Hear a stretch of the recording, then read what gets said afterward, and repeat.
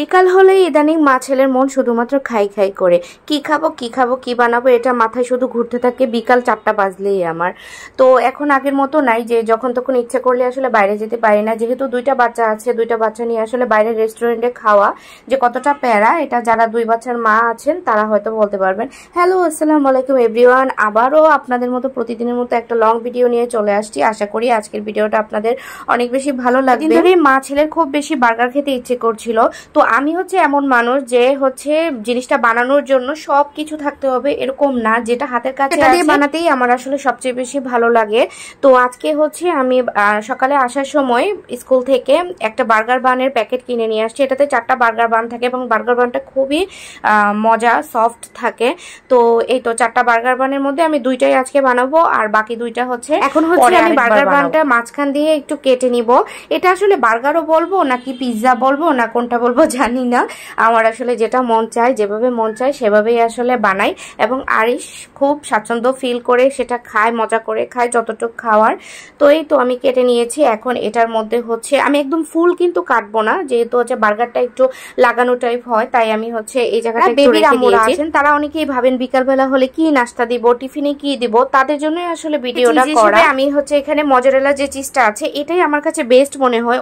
আরো যে অনেক রকমের ভ্যারাইটিস চিজ আছে আমি কেন জানি না মজা পাই না, বাট এটা হচ্ছে আমার কাছে বেস্ট লাগে। আর একদম দেখেন পুরা মনে হচ্ছে কি ওই ছোটবেলায় দেখেছি বাংলা সাবান যেটাকে বলতো না, এরকম সাবানের মতো। তো আমি হচ্ছে এখানে একটু গ্রেট করে নিচ্ছিলাম, খুব বেশি ঠান্ডা লাগতেছিল, একদম বরফ হয়ে আছে। তো এদিকে হচ্ছে আমি সসটা হচ্ছে স্প্রেড করে নিচ্ছি ভালো করে। আর সস যত বেশি দিবেন ততই মজা। খাবারের টেস্ট হিসেবে সসটা আসলে খুব গুরুত্বপূর্ণ একটা ভূমিকা পালন করে। আর আমি সকালে দেখিয়েছিলাম যে কিভাবে আমি ফ্রাই করেছিলাম। এখানে নাগেট ছিল, চিকেন বল ছিল আর চিকেন ছিল একটু, আর সাথে ক্যাপসিকাম একটু আমি ফ্রাই করে নিয়েছি। এগুলোই হচ্ছে আমি এখন ভালো করে বার্গারের মধ্যে এরকম একটা বার্গার খেতে গেলেও দেখা যায় যে প্রায় 200-250 টাকা চলে যায়। তো ঘরে বসে যদি আপনি সামান্য এই জিনিস দিয়ে যদি স্বাস্থ্যসম্মত খাবার খান, বাচ্চাকে খাওয়ান, সেটা অবশ্যই আপনার জন্য, আপনার পরিবার, আপনার বাচ্চার জন্য। কথা বলবো, কয়েকদিন আগে হচ্ছে ভোক্তা অধিকারের একটা অভিযানে দেখলাম যে আমরা বাচ্চাদের যে চকলেটগুলো খাওয়াই, এই চকলেটগুলো পুরো বিষ, মানে একটা বিষকে পাতলা পানি করে আমরা যখন খাওয়াবো তখন কিন্তু একবারে কেউ মরবে না, আস্তে আস্তে করে কিন্তু সে মারা যাবে। তো আমরা হচ্ছে এরকম চকলেটটা যে বাচ্চাদেরকে খাওয়াচ্ছি এটা পুরো একদম পাতলা একটা বিষের মতো।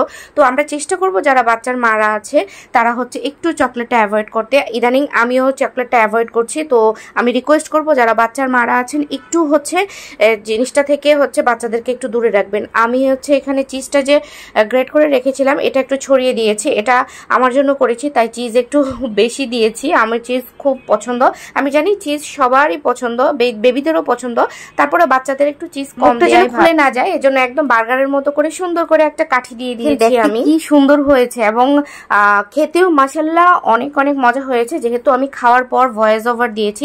আর এখন আমি এই বার্গারটা হচ্ছে হালকা আছে একটু ফ্রাই করে নিব, জাস্ট হচ্ছে বসিয়ে রাখবো আস্তে আস্তে হচ্ছে ফ্রাই করা। জাস্ট হচ্ছে আপনার চিজটা যে দিয়েছি এটা যেন একটু গলে যায়, গরম হয়, এটার জন্য আমি একটু বসিয়ে রাখবো। এখানে এটা হচ্ছে আরিশের জন্য আমি বানাচ্ছিলাম সেম ভাবে, জাস্ট হচ্ছে বললাম না চিজটার পরিমাণ একটু কম দিয়েছি। আজকের ভিডিওটা সবারই ভালো লাগবে, যদি ভালো লাগে লাইক কমেন্ট করে পাশে থাকবেন। আর অবশ্যই আপনার বাচ্চাকে ঘরের খাবার খাওয়ানোর চেষ্টা করবেন যতটুকু সম্ভব। সো সবাই ভালো থাকেন, সুস্থ থাকেন, আবারও আরেকটা ভিডিও নিয়ে সামনে আসবো। আল্লাহ হাফেজ, আসসালামু আলাইকুম।